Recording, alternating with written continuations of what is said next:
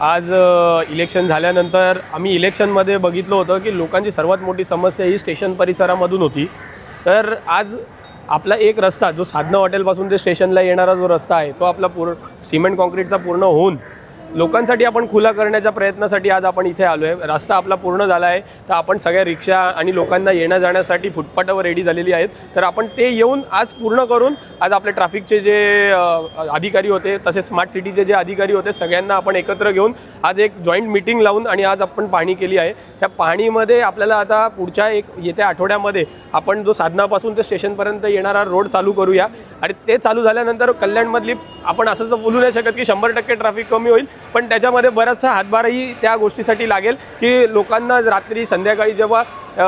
कंजेशनचा time असतो तेव्हा तो पीक आवर असतो, त्या पीक आवरमध्ये इथे स्टेशन परिसरामध्ये सर्वात मोठी ट्रॅफिक होते। आपण जे आता नियोजन करायचा प्रयत्न करतो त्याच्यामध्ये थोडंफार त्यांना कुठेतरी